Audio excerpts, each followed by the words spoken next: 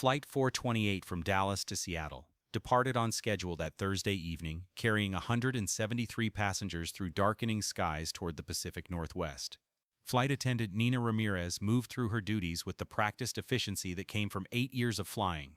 Check seatbelts, demonstrate safety procedures, prepare for beverage service, everything routine, everything normal. She had no idea that in approximately 45 minutes she would find something in the aft lavatory that would turn this routine flight into a race against time to save a life. Aaron settled into seat 19B, pulling out his laptop to catch up on work emails during the 3-hour flight. The passenger next to him, a businessman already absorbed in spreadsheets, barely acknowledged his presence. Across the aisle, a family with 2 young children worked to keep them entertained. Behind Aaron, a teenage girl with headphones scrolled through her phone, occasionally glancing nervously toward the front of the plane. Everything seemed ordinary. Nobody noticed anything unusual. But several rows ahead, in seat 8D, 16-year-old Sophie Chen sat rigid with fear, her mind racing with desperate plans for survival. Sophie had been missing for 6 days. Her face was on news broadcasts across Texas, on social media, on missing person alerts that had spread nationwide. "Have you seen this girl?" the posts asked, showing her school photo, smiling and carefree. But that smiling girl was gone.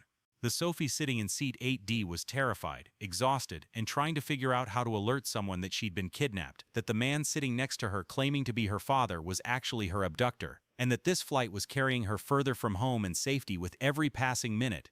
The man beside Sophie, who'd introduced himself to gate agents as Robert Chen, Sophie's father, kept his hand on her knee in what looked like paternal affection but felt like a warning. He'd made the threat clear before boarding. "You do anything, say anything, try to signal anyone, and I'll detonate the device in my bag. Everyone on this plane dies. Your parents, your little brother, everyone you've ever known will be told you killed 170 people because you couldn't behave. Do you want that?" Sophie had shaken her head, tears streaming silently. She didn't want anyone to die, so she'd stayed silent through security, through boarding, through takeoff. But her mind was screaming for help. Nina completed the initial beverage service, working her cart down the aisle. When she reached row 8, she smiled at what appeared to be a father and daughter traveling together. "What can I get for you both?" The man, Robert, smiled back easily. "I'll have coffee black." "Sophie?" He looked at the girl expectantly. Sophie's voice came out barely above a whisper. "Water, please." Nina noticed the girl seemed subdued, but teenagers traveling with parents often looked miserable. She handed over the drinks and moved on. If only she'd looked closer. If only she'd noticed the terror in Sophie's eyes. But wait, here's what Sophie had been planning since before boarding. She'd seen a movie once where a kidnapping victim left a note in a bathroom. It was her only idea, the only plan she could think of that didn't involve speaking directly to someone, which would trigger Robert's threat. If she could just get to the bathroom alone, if she could write something and leave it where someone would find it, maybe there was a chance. She waited 30 minutes after takeoff, then quietly unbuckled. "I need to use the restroom," she said to Robert. He studied her face, suspicious. "Leave your phone." Sophie handed over her phone, which he'd already confiscated anyway, and stood on shaking legs. Robert watched her walk toward the aft lavatory, his eyes tracking her every movement. Sophie felt his gaze burning into her back. Inside the tiny lavatory, she locked the door and leaned against it, breathing hard. She had maybe 2 minutes before Robert would get suspicious.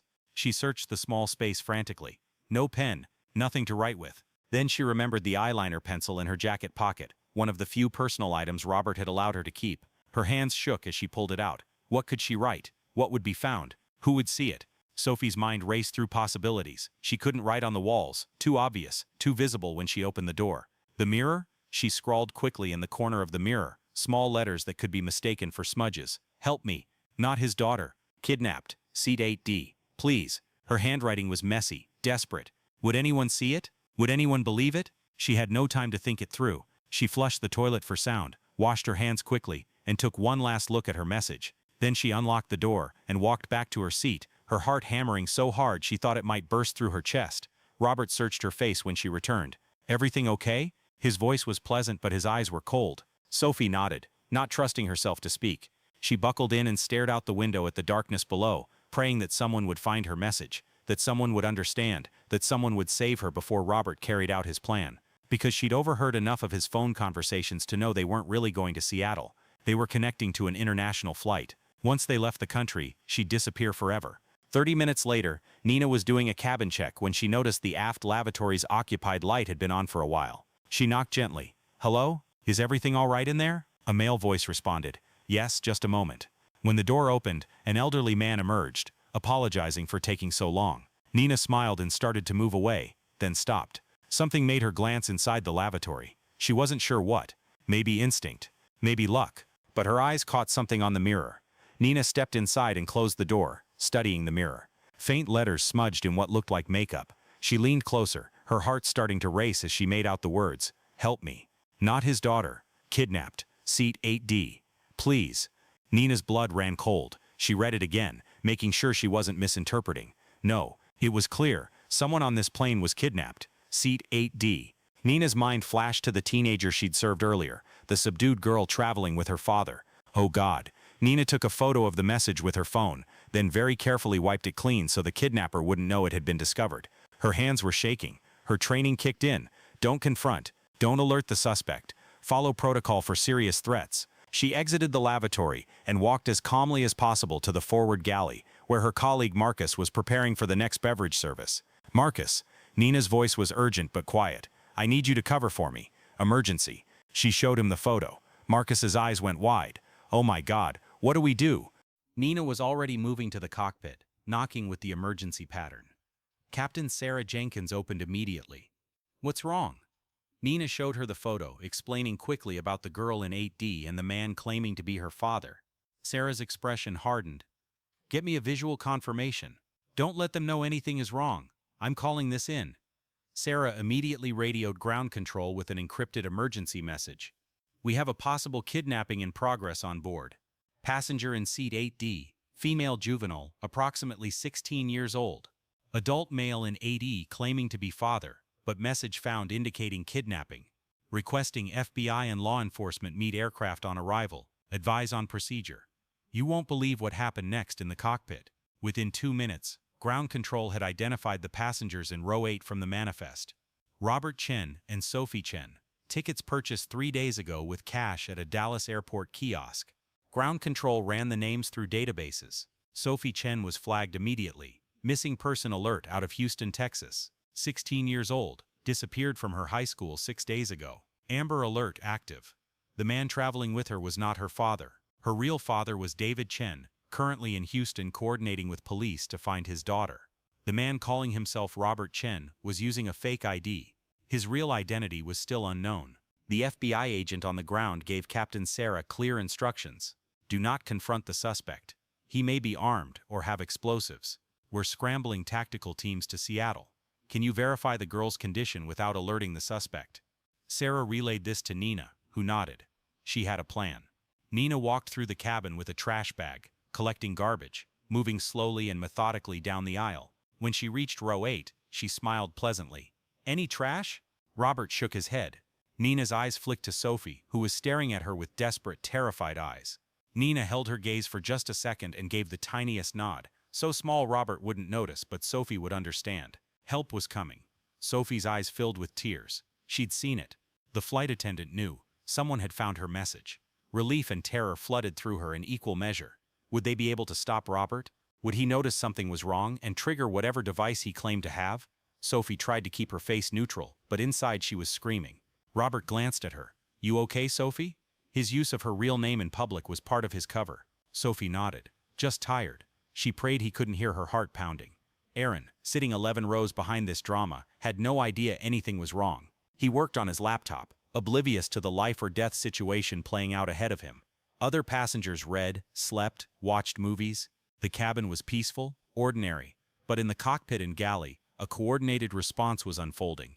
Captain Sarah was receiving continuous updates from ground control. FBI was assembling. Seattle PD was preparing. Medical personnel were standing by in case Sophie needed treatment. But the biggest question remained. What was Robert's endgame?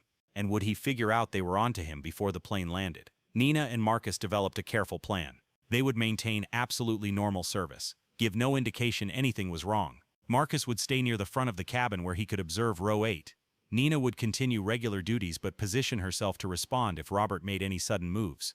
Captain Sarah would land in Seattle exactly on schedule. No early descent or unusual approaches that might alert Robert. The tactical team would board the instant the plane reached the gate. Speed and surprise were essential. Now here's where it became critically tense. About 45 minutes before landing, Robert stood up. Nina's heart seized. Was he going to the bathroom? Was he going to discover the note had been wiped away?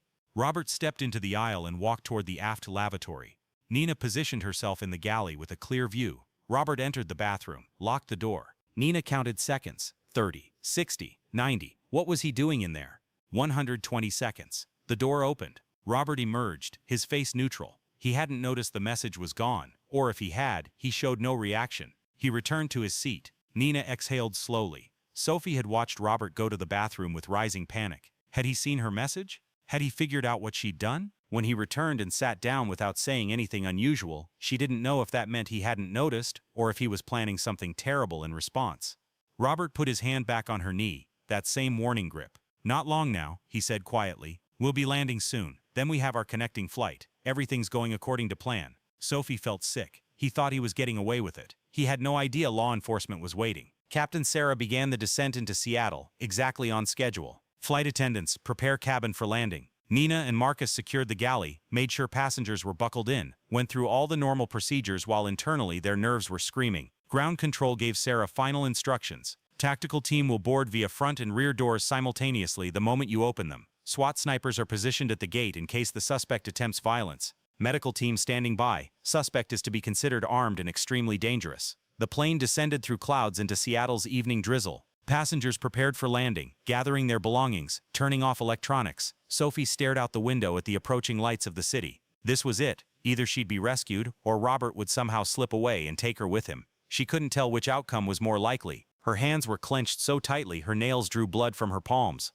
Robert seemed relaxed, confident. That terrified her most of all. The wheels touched the runway. Smooth landing. No indication of the drama about to unfold. The plane taxied toward the gate, slower than usual though passengers probably didn't notice. Captain Sarah was coordinating exact positioning with ground control, making sure SWAT had clear sightlines and approach vectors. Cabin crew remained seated, Sarah announced. Unusual, but not unheard of. Some passengers grumbled about the delay. Nina sat in her jump seat, watching row 8, ready to respond if needed. The plane came to a complete stop at the gate. Sarah's voice came over the intercom, steady and professional. "Ladies and gentlemen, please remain seated with your seatbelts fastened. We need to complete a brief security check before deplaning. This will only take a moment. Please remain calm and follow all crew instructions." Confused murmurs rippled through the cabin. Security check. What was happening? Robert's body language changed instantly. His hand tightened on Sophie's knee until she gasped in pain. "What's going on?" he muttered, suspicion darkening his face. The forward door opened. FBI agents in tactical gear flooded in, weapons drawn but pointed low. "Nobody move. This is the FBI." The cabin erupted in screams and shocked exclamations. Aaron's hands flew up instinctively, his laptop clattering to the floor. All around, passengers froze in terror and confusion. The agents moved swiftly down the aisle, focused, purposeful. They weren't here for a general threat. They were here for someone specific. Robert realized it a split second before they reached him. His hand moved toward his bag. "Don't move." The lead agent's weapon came up, aimed directly at Robert's head. "Hands where I can see them. Now." Robert's face twisted. He looked at Sophie, and for a terrifying moment, she thought he was going to try to hurt her out of spite. But more agents came from the rear of the plane, boxing him in completely. He had no options. Slowly, his hands rose. "This is a mistake," he said, voice shaking. "That's my daughter. There's been some misunderstanding. Sophie Chen?" The lead agent addressed her directly. "Are you Sophie Chen from Houston, Texas?" Sophie's voice came out as a sob. "Yes, he kidnapped me. He's not my father. Please help me." The agent nodded. "You're safe now. We're getting you out of here." Two agents pulled Robert from his seat, slamming him against the bulkhead and cuffing him while reading him his rights. "You have the right to remain silent." Robert started shouting. "She's lying. She's my daughter. This is illegal. I'm going to sue." Nobody was listening. Another agent helped Sophie out of her seat, wrapping a blanket around her shaking shoulders. As Robert was dragged toward the front of the plane, still shouting protests and threats, Sophie started crying uncontrollably. An EMT who'd boarded with the tactical team gently guided her to a seat in first class, checking her over for injuries. "You're okay. You're safe now. Your parents are on their way. They'll be here in a few hours." Sophie could barely process the words. She was safe. It was over. The 6-day nightmare was actually over. She looked back and saw Nina standing near the galley, tears streaming down her face. Sophie mouthed, "Thank you." Nina nodded, unable to speak. Agents searched Robert's bag carefully. Inside they found duct tape, zip ties, a knife, falsified identification documents, and a phone with evidence of communications about transporting Sophie internationally. What they didn't find was any explosive device. Robert's threat had been a bluff, a psychological weapon to keep Sophie compliant. But Sophie hadn't known that. For 6 days she'd believed that any attempt to escape would result in mass casualties. That level of psychological torture would take years to heal from. Aaron and the other passengers sat in stunned silence as agents processed the scene. An FBI official addressed the cabin. "Ladies and gentlemen, I apologize for the disruption and the fear you just experienced. The situation has been resolved safely. The young woman you saw removed from the aircraft was a kidnapping victim, whose abductor was attempting to transport her out of the country. Thanks to the alertness of your flight crew, and this young woman's courage in leaving a message, we were able to intervene and rescue her. The suspect is in custody. You will all need to provide brief statements before deplaning, but you're all safe." Nina sat in the galley, shaking with adrenaline and emotion. Marcus put his arm around her shoulders. "You saved her life. You know that, right? If you hadn't found that note, if you hadn't recognized something was wrong, she'd be gone. Probably forever." Nina nodded, still unable to speak. She'd just been doing a routine lavatory check, just happened to glance at the mirror, just happened to see faint smudged letters that could have been nothing, but they weren't nothing. They were a 16-year-old girl's desperate plea for help, and Nina had answered it. Sophie was taken to a hospital for evaluation while FBI agents interviewed her about the 6-day ordeal. She'd been abducted from her high school parking lot by Robert, whose real name was Michael Torres, a man with a history of targeting young girls for human trafficking. Sophie had been kept in a basement, threatened constantly, told her family had stopped looking for her. Michael had planned to transport her to Southeast Asia where she'd be sold. The flight to Seattle was just the first leg. From there, they would have flown to Tokyo, then Bangkok. Sophie would have disappeared into a trafficking network that might never have let her go. But here's what saved her. Sophie's courage to write that note despite her terror. Nina's alertness in noticing something barely visible. The quick response from the flight crew and FBI. The coordination between ground control and law enforcement. Every link in the chain had to work perfectly, and somehow, miraculously, they did. One broken link, Sophie too afraid to leave a message, Nina not glancing at the mirror, Captain Sarah not taking the threat seriously, and Sophie would be gone forever.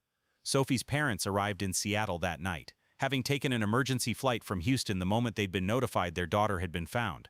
The reunion at the hospital was emotional beyond words. Sophie's mother collapsed in sobs, holding her daughter and repeating, "Thank God, thank God, thank God." Her father, who'd barely slept in 6 days, just held Sophie and cried silently. Sophie's little brother, 9-year-old Marcus, clung to his sister and refused to let go.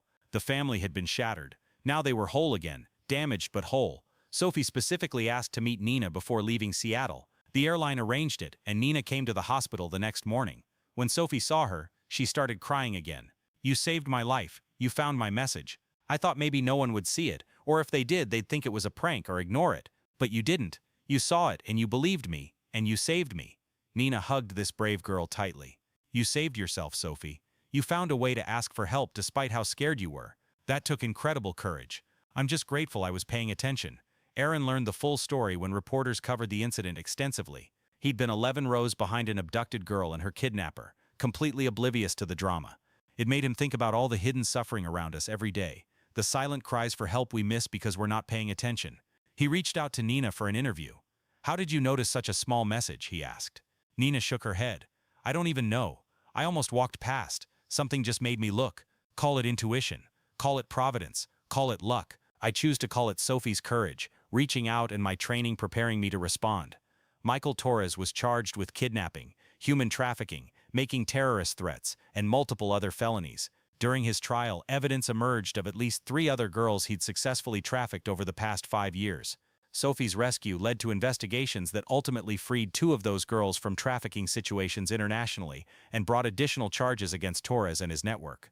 Sophie's one act of bravery in that airplane bathroom had ripple effects that saved other lives beyond her own. But this is what impacted Aaron most when interviewing Sophie 6 months after her rescue. She described the moment she decided to leave the note. "I was so scared. He'd threatened to kill everyone on the plane if I did anything. I believed him. I thought if I wrote that note and he found out, 170 people would die because of me. But then I thought about my little brother growing up without me, about my parents never knowing what happened to me, about maybe, hopefully, preventing Michael from doing this to another girl, and I decided that trying to save myself was worth the risk, even if it meant I might die in the attempt, because staying silent guaranteed I'd disappear forever." That's courage, Aaron realized. Not the absence of fear, but action despite overwhelming fear. Sophie had been 16 years old, kidnapped, threatened, exhausted, traumatized, and still she'd found the strength to write a desperate plea on a bathroom mirror with an eyeliner pencil. That's the kind of courage most adults will never need to summon. But Sophie had, and it saved her life and the lives of other girls she'd never meet who were freed because her rescue exposed the trafficking network. The airline industry took notice.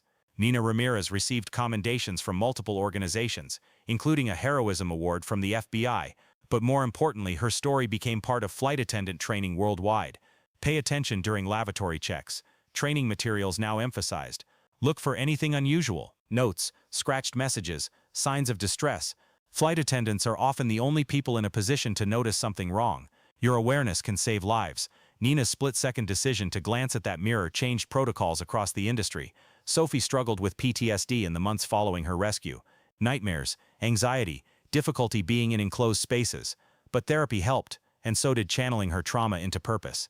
She began speaking at schools about awareness and safety. Human trafficking happens to regular kids from regular families, she'd tell audiences. It happened to me in a high school parking lot in broad daylight. Nobody's immune, but you can protect yourself by being aware, by having safety plans, by telling people where you're going. And if you're ever in a situation like I was, fight, leave a message, make noise, do whatever you can to let someone know you need help. Nina and Sophie formed an unlikely friendship, staying in contact long after the rescue. Sophie saw Nina as the angel who'd saved her life. Nina saw Sophie as the brave girl who'd saved herself. They were both right. At Sophie's high school graduation, 2 years after the kidnapping, Nina was a guest of honor, sitting with Sophie's family as Sophie walked across the stage to receive her diploma. It was a moment Michael Torres had tried to steal, a future he'd tried to destroy. But Sophie had fought for it, Nina had protected it, and now it was happening. Sophie was graduating, planning for college, living the life she'd almost lost. Captain Sarah Jenkins attended the graduation too, having stayed in contact with Sophie and her family. That flight was the most stressful of my career, Sarah admitted to Aaron when he interviewed her for a follow-up article. We had an active kidnapping situation at 37,000 feet, with limited options for intervention. One wrong move and the kidnapper might have hurt Sophie or other passengers. But the professionalism of my crew, the bravery of Sophie, the coordination with ground forces, it all came together perfectly. I'm proud of how we handled it, but I'm most proud of that 16-year-old girl who refused to give up on herself. Michael Torres was sentenced to 45 years in federal prison, with no possibility of parole for 30 years. At sentencing, Sophie delivered a victim impact statement that left the courtroom in tears. You tried to erase me. You tried to make me disappear. You told me my family had stopped looking, that nobody cared, that I was worthless and would never go home. But you were wrong. My family never stopped fighting for me. I never stopped fighting for myself. And now I'm here, testifying against you, free and alive and moving forward. You lose, I win. And every day I live my life fully is another victory over you. Aaron included Sophie and Nina's story in his ongoing series about courage and awareness. The article titled "The Note on the Mirror: How Awareness and Courage Saved a Kidnapped Girl" reached millions of readers. Parents read it to their teenagers, teaching them about safety and the importance of finding ways to communicate when in danger. Flight attendants read it and committed to heightened awareness during their duties. Survivors of trafficking read it and felt less alone, seeing their trauma reflected and honored in Sophie's story. 5 years after the rescue, Nina received a surprise package. Inside was a framed photo of Sophie graduating from college, with a degree in criminal justice and plans to become an FBI agent specializing in human trafficking cases. The note attached read, "Dear Nina, you gave me back my future when you found my message on that mirror. Now I'm using that future to fight for other girls like me. I'm becoming an FBI agent because of you, because you showed me that paying attention and caring can save lives. Thank you for seeing me when I was invisible. Thank you for believing me when all I had was a smudged note. Thank you for saving my life. Love, Sophie." P.S. My FBI Academy instructor was part of the team that arrested Michael on the plane. Small world, she says hi. Nina cried reading that note. She kept it on her refrigerator. A reminder of why her job mattered, why paying attention mattered, why caring about passengers as human beings rather than just customers mattered. She'd been doing a routine lavatory check, something she'd done thousands of times before and would do thousands of times after. But that one time, on that one flight, those extra 2 seconds of looking carefully had meant the difference between life and disappearance for a 16-year-old girl. The ripple effects continued. Sophie's little brother Marcus, inspired by his sister's courage and the people who'd saved her, decided to pursue a career in law enforcement. Sophie's parents became advocates for missing children, working with organizations to improve response times and resources. Nina became a trainer for flight attendants, teaching heightened awareness and emergency response. Captain Sarah consulted with airlines on security protocols for in-flight crises. One act of desperation, one moment of awareness, one coordinated response, and dozens of lives changed trajectory toward purpose and protection. Aaron's final article about Sophie came 10 years after the rescue.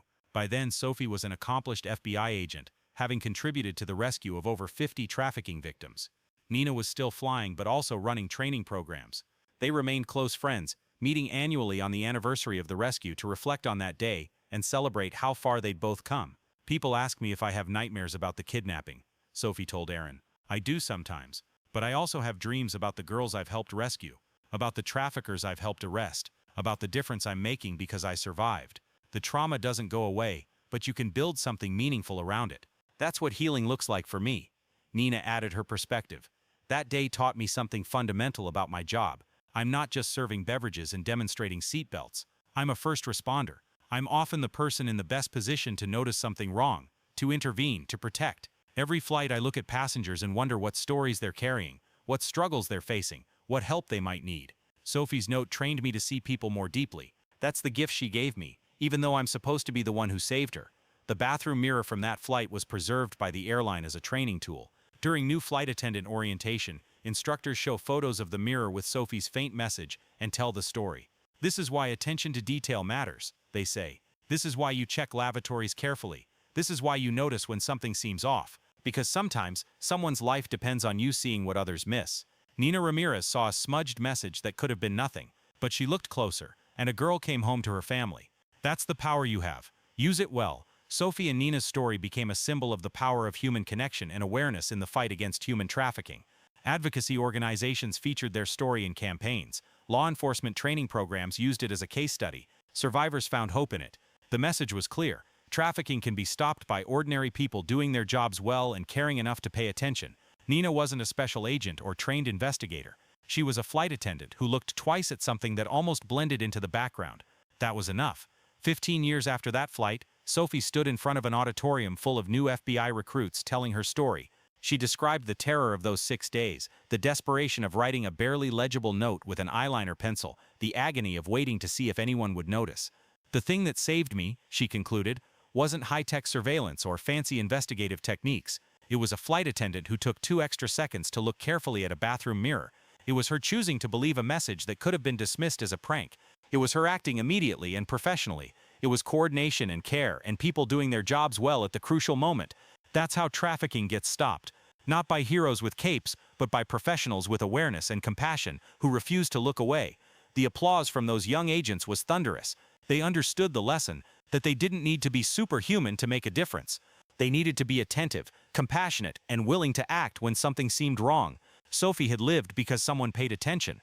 Now she was teaching hundreds of future agents to pay attention too. The cycle of awareness and protection continued, expanding, reaching further. One note on a mirror, read by one alert flight attendant, had created ripples that spread across 15 years and touched thousands of lives. Aaron's final reflection on Sophie and Nina's story captured what he'd learned from documenting their journey.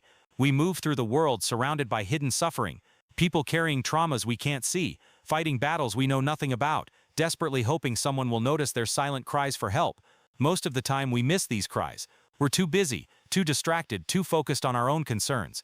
But occasionally, someone pays attention. Someone looks twice at something that could be nothing. Someone chooses to believe a message that might be a prank. Someone acts despite uncertainty. And when that happens, lives change." Sophie Chen wrote a note on a mirror with shaking hands and a pounding heart. Nina Ramirez read it and responded. That confluence of desperation and awareness saved a life and sparked a purpose that continues to save others.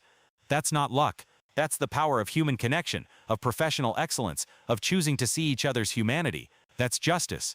Not legal proceedings, though those matter too, but the deeper justice of protection offered, of danger averted, of futures restored. Sophie was meant to disappear. Instead, she became an FBI agent who ensures other girls don't disappear.